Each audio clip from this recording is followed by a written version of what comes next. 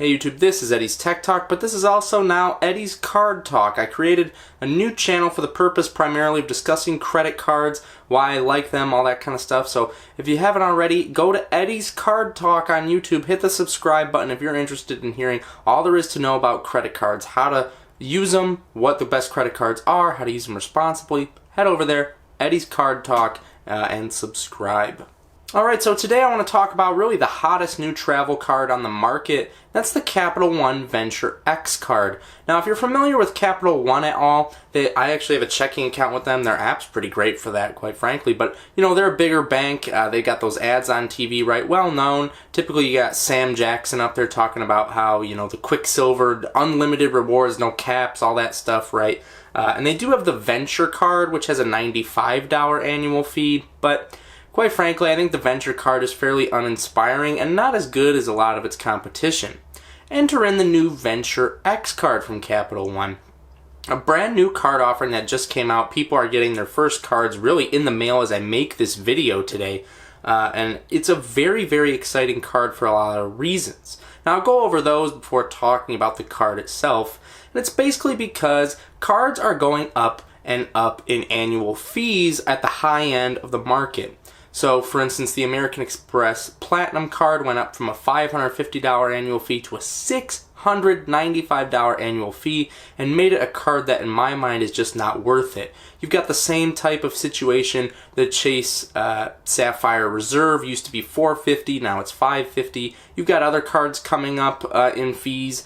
I've got the Marriott Bonvoy Brilliant card. That card did have a $450 annual fee, and it still does for now, but that points program just got devalued, and there's a rumor that that annual fee is even going to go up, so I'm not happy about that rumor. So the point is, these high-end cards that at their annual fees, for the most part, delivered a lot of value to certain people. That's going up. The value's harder to see, and then we've got our lower-end annual fee cards, like $95 for instance, or maybe even all the way up to $200.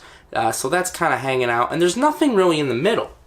Enter the Capital One Venture X card, a card I think is, quite frankly, the most interesting on the market today. I just think this card is a standout. It's a good card, and it's a good card for people even who don't like annual fees. With a $395 annual fee, that might seem like, what are you talking about, Eddie? That seems kind of crazy, but the points are so easy to redeem. You get a lot of credits that bring that annual fee down a lot. And, you know, to me, it's a good card, and it's simple to use, okay? The points are easy to use. The credits are easy to use. There's value in the credits, in the points, in the system itself. But there's also value in the simplicity. You don't have to transfer to some international airline to then book your domestic airline to get outsized value for your points. I mean, you don't need a PhD in this kind of thing, and I think that simplicity is going to be appreciated by a lot of people. Let's go over all the card's benefits and features. You do get 100,000 miles when you spend $10,000 on purchases in the first 6 months of opening, so that's just under $2,000 a month in spend to get that 100,000 bonus miles. 100,000 miles are worth $1,000, so basically you're getting a penny per mile, which I really appreciate. Capital One has had these miles across their venture cards for a very long time, so they keep these value consistent. Also with this card, right, keep in mind $395 annual fee. You get a $300 travel credit every single year that you have the card. So that wipes your annual fee from $395 down to $95 right away. So you're talking now about a card that's in the same realm as these $95 annual fee cards because you can redeem that $300 for travel through the Capital One travel portal. They just launched this portal. It's pretty new on the scene, but it's getting pretty decent reviews so far from what I've seen. And they do have this technology integrated from this company called Hopper, which is basically going to help you find a better price and even price match and refund you the difference if that price goes down closer to your travel date. So you can take a look at the full features on the website, but people like it so far.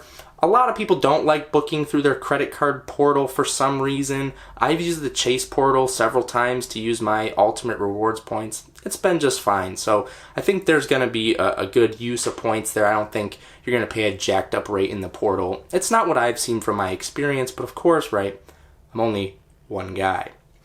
So you're talking now about a $95 annual fee card, and then boom, it's wiped out just like that. Every single year you hold the card, so every year you pay that annual fee again, you get 10,000 bonus miles, equivalent to $100 towards travel every year. So if we do the math here pretty quick, we've got every single year we have the card, there's a $300 annual travel credit through the portal, and you get 10,000 bonus miles, which is $100 towards travel. So you're talking about $400 in value without you having to do anything. You don't have to do any weird transfers, like I said. I know I'm belaboring that point. But you're talking about being $5 in profit without doing anything. You don't have to even put any spend on the card. And the spend is actually pretty dang good, like the rewards you get for the spend that you do.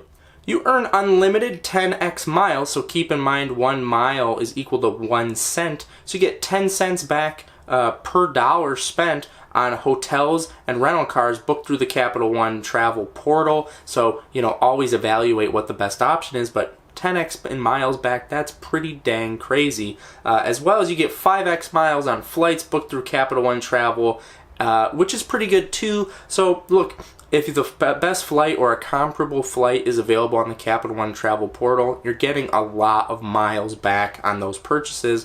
But here's the kicker, and what I think is pretty dang awesome.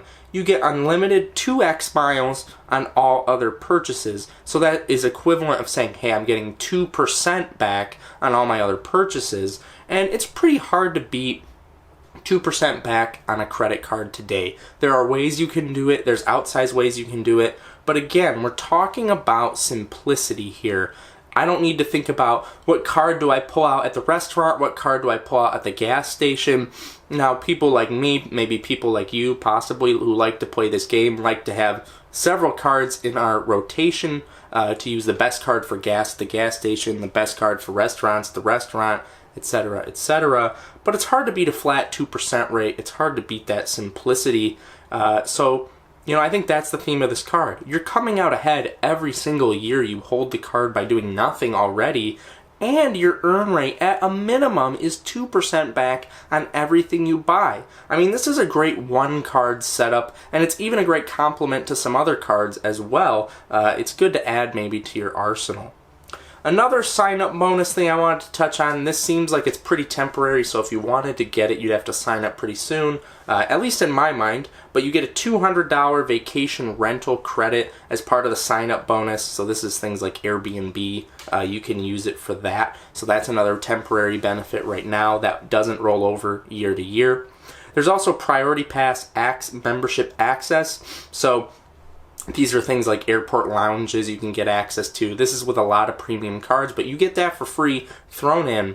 You also get access to the Capital One Lounge network, and if you've never heard or seen the Capital One Lounge in an airport before, I can't blame you. They've got one lounge that they just opened in the Dallas area in that airport. I believe it's Dallas-Fort Worth. I don't think it's Love Field. And that is what you get with that. You get access to that exclusive lounge. They are opening more lounges, but they're not there yet, but you do get access to that. You do get global entry or TSA pre-check credit, so for one person it's like $100. You get a $100 credit, and you have to renew every 5 years, so they actually renew that fee and renew that benefit. So basically free global entry, free TSA pre-check forever if you hold the card.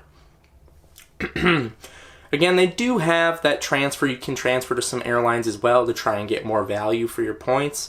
And then you do get Hertz President Circle status, so that's basically rental car status with Hertz.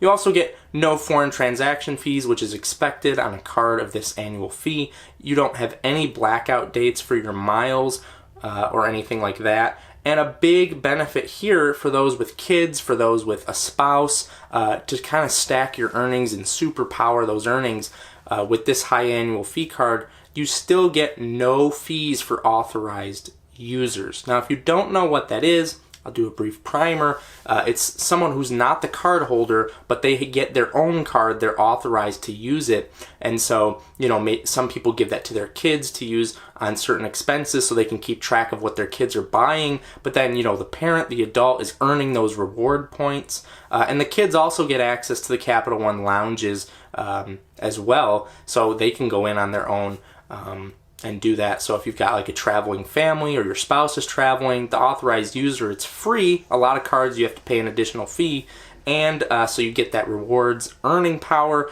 and they basically get full card benefits themselves. They don't feel kind of lesser than. So that's a big benefit as well. What do you guys think of the Capital One Venture X? I kind of wish that I hadn't just gotten the Ford Pass Rewards Visa card, because this card is pretty dang awesome for a heck of a lot of people. It's going to be my go-to recommendation for some of my friends who maybe have one credit card and are looking for something a little bit more.